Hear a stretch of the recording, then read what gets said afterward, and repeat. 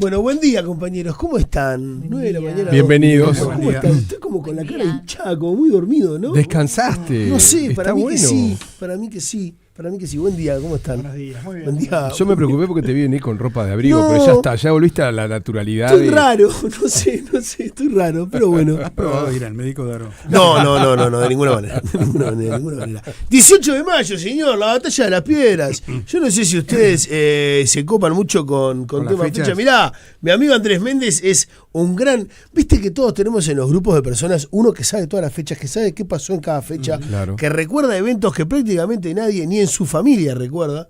Méndez es de esos. Sabe todo. O sea, tiene buena memoria. Tiene muy buena memoria. Bueno, abrí sobre el todo micrófono y la empecé a fecha hablar patria. entonces. ¿Querés Empecé a contarnos hablar. qué pasó entre Artigas y Posadas?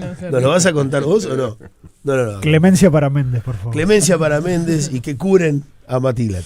Que curen a los seres. Bueno, señores, estuvieron recién a Ignacio Sí. Randonea, ¿no? Evidentemente estamos en un mes de la memoria, por decirlo de alguna manera. El fin de semana veía, hablando de cosas laterales también, pero que tienen que ver, ¿no? A jugadores de Peñarol con familiares que les entregaron una remera, ¿no? El capitán de Peñarol, capitán de Lucas Peñarol, Hernández, que Lucas, es un símbolo del equipo, y el arquero. y el Washington. Sí, señor. Washington. Y Washington Aguirre. Y bueno, nada, evidentemente en redes también, ¿no? Se transforma todo y las discusiones están a la orden del día. Entonces, el deporte y la memoria se transforma en una discusión paralela. Pongo una arriba de la mesa, claro. hay mil más, ¿no? El debate si la es político, política no y es la político. memoria, cuando aparece alguien Claro. que es o de la coalición con el tema, sorprende de alguna manera, porque parecería un tema que está totalmente captado por la izquierda, ¿no? Por el Frente Amplio, pero también hay gente, entiendo, ¿no? De la coalición que acompaña la idea de verdad, memoria y justicia. Sería indignante que no fuera así, ¿no? Pero pasa de los dos lados. Pero creo que todavía hay brechas que tienen que ver con hacerse cargo de lo que nos pasó, ¿no? Hace algunos años. No hace tanto tampoco, ¿eh? 30 años cumple la marcha. 31 años, sí. No, yo lo que estoy notando es que año a año se va incrementando la cantidad de gente que se moviliza, que se presenta, y mucha gente que va dejando de lado el concepto político partidario, ¿no? Total. O sea, si bien es cierto, en un comienzo uno podía ver, la mayor parte de los desaparecidos son de izquierda, militantes, estaban en la violencia o no, etcétera, etcétera. Era una politización tremenda del tema, ¿no? Yo recuerdo cuando se juntaba un puñado de personas ahí en la proa de Jackson, Rivera y Fernández Crespo, ¿no? Jackson, sí, dije bien, ¿no? Sí. Jackson y Rivera y Fernández Crespo, sí. Y que ahora Randonea hace un ratito decía, por favor colaboren, pónganse en la vereda, así podemos avanzar, porque es tanta la cantidad de gente que está ahí. Y yo he notado gente que antes miraba esto como un acto político que ya no lo ve así. Lo he visto, me he sorprendido. Gente que entiende, che, sí, no, esto es un tema de derechos humanos, o sea, trasciende lo político partidario, ¿no? Y la verdad que hay lugar a la reflexión y al dolor, ¿no? Fuera de micrófonos conversábamos con el Randonea, porque no da el tiempo para todo. Yo le preguntaba, estábamos conversando, ¿no? Laura, JP, con él, cómo es esa herida que nunca termina de cerrarse, ¿no? Y él hablaba acerca de que uno aprende a convivir con ese dolor, que al principio es la expectativa de que, a ver si nos entendemos, no sabes dónde está tu ser querido. Sí. O sea, porque uno que ha sufrido muertes en su familia, en su círculo más cercano, y sabe lo que es ese dolor tremendo, también encontró en su momento algún tipo de alivio al saber que acá está el cuerpo de mi ser querido. E ir a estar allí y por ahí rendirle tributo, estar ahí cerca y pensar acá queda algo de eso.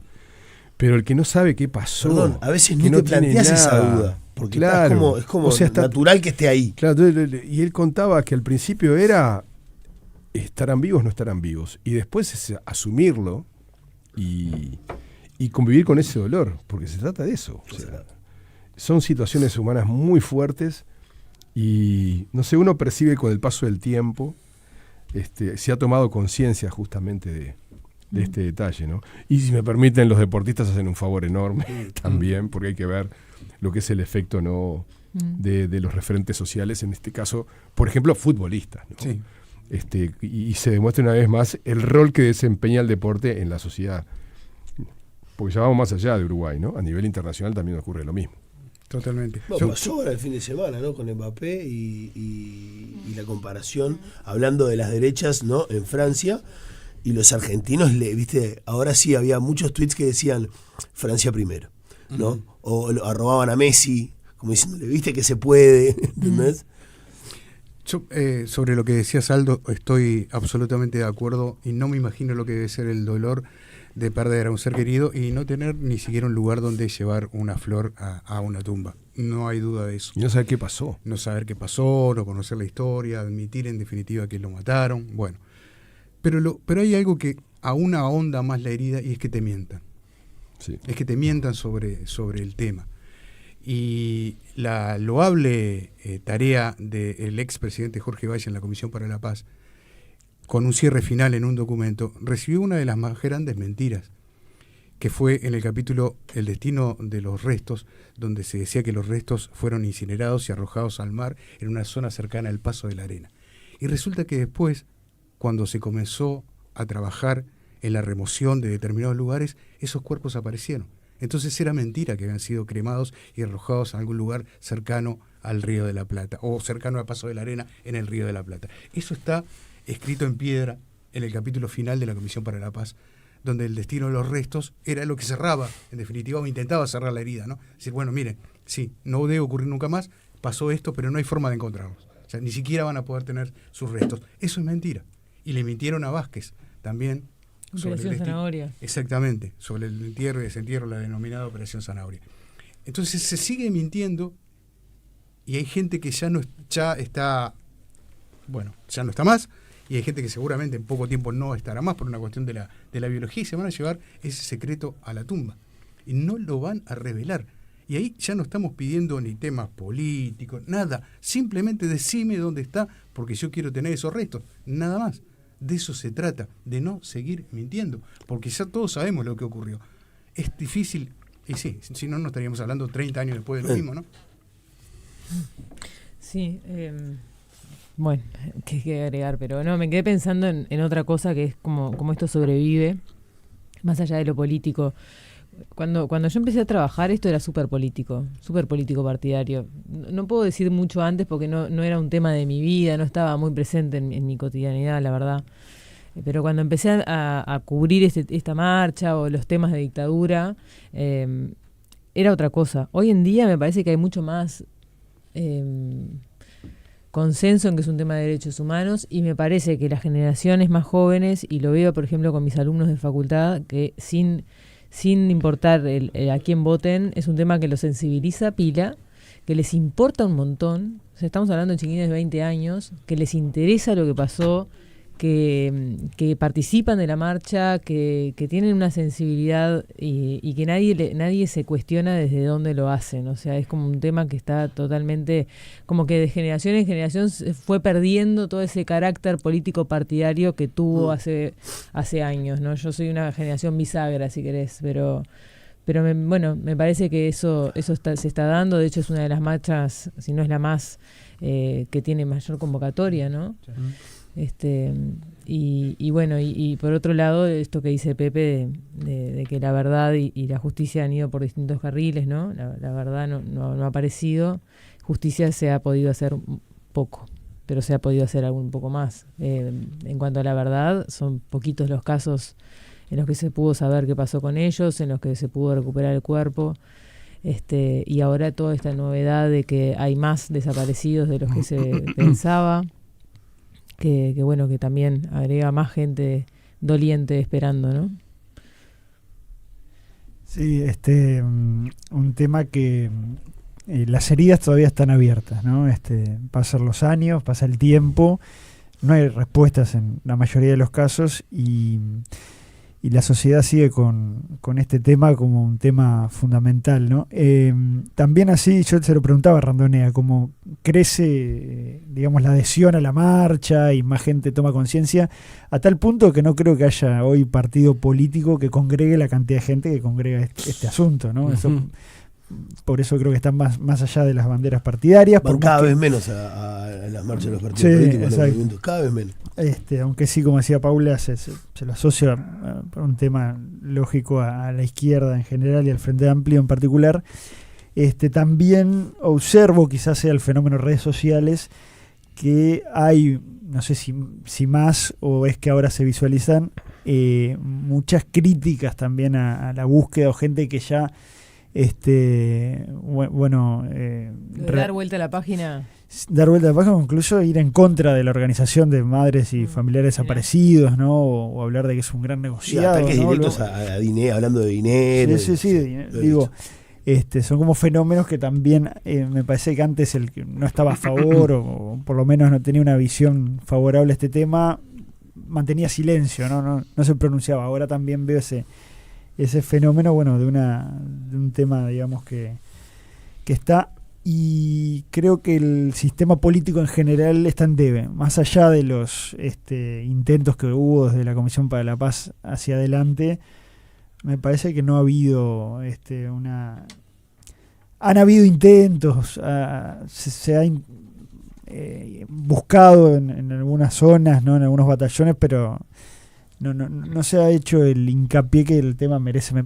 Esa es la sensación que tengo. Como periodista me tocó cubrir los descubrimientos de restos de Sanjurjo y el último, y realmente ingresar allí y ver los restos es de las experiencias más removedoras que puedan existir, ¿no? Ver a los familiares, además, es un tema de humanidad, me parece, ¿no? Y realmente es muy duro esa experiencia, ¿no? Haberla pasado. JP, perdona, Sí. si como periodista te tocó cubrir eso, y sé que lo hiciste, y desde a mí también, lugar. te habrás dado cuenta de otro detalle, además. Es difícilmente o es prácticamente imposible excavar por excavar. Llegar a esos lugares es porque alguien te dio el dato. Claro. Es decir, que esos datos, Sí. de todos los que se encontraron, alguien los tenía. Ya poder llegar a ese punto tiene una logística. Acordate Aparte lo que- son terrenos muy Solamente pensé en complejos. Toledo. Acordate lo que era eso y dónde apareció. Es imposible llegar a ese lugar si no te dan un dato preciso de andar y Exactamente. excavar en ese lugar. O sea, hay que estar ahí para dimensionar Perdón. lo que es. Y si uno como simple periodista, ¿no? Siente esa atmósfera tan de pensar lo que va a haber pasado a esa persona, ¿no? Que está ahí, a los familiares lo que debe ser, ¿no? Estás ahí y decís, ¿será mi familiar o no será mi familiar ese? ¿No? Bueno, eso también. Sí, y también todo. Suscribo todo, y también todo lo que sucedió con las familias que lograron sobrevivir, pero continuaron en un proceso de supervivencia, porque fueron familias totalmente rotas. Y los conceptos que hay, ¿no? Yo creo que pasa hoy en día también, tenemos como esa cosa de diferenciar los ciudadanos y las personas de primera y de segunda, y hay ciudadanos y personas que se los reivindica y se recuerdan con mucho dolor lo que les sucedió, y hay otros que hay muchos sectores de la población que creen que se lo merecían. Entonces, me parece que es un tema de humanidad que seguimos teniendo y tendremos eternamente, ¿no? A nosotros, o a mí me duele mucho, y en particular porque es uruguayos contra uruguayos, pero creo que una vez más en este tema hay personas de primera y personas de segunda, a personas que, entonces, ¿hasta dónde censuramos realmente el mal en todo, o estamos en contra o a favor de los derechos humanos, pero a la hora de realmente plantar una bandera seleccionamos? A ver, capaz que sí, pero no estoy tan, está bien, bueno, no tanto. Me parece que hay cosas que como humanidad no hemos aprendido a lo largo de la historia. Y este tema fundamentalmente en los uruguayos es profundamente doloroso, de cómo se selecciona. Cuánto duele una tortura, cuánto duele una muerte, cuánto duele una injusticia como esta mantenida a lo largo de los años y perpetuada a lo largo de los años, y aún así no solamente nos mantenemos al margen, sino que marcamos postura hablando disparates de gente que ha sufrido y la ha pasado muy mal, y aún hoy siguen el rastro de familias enteras que siguen sufriendo lo que pasó muchos años atrás y que muchos creen que se lo merecen.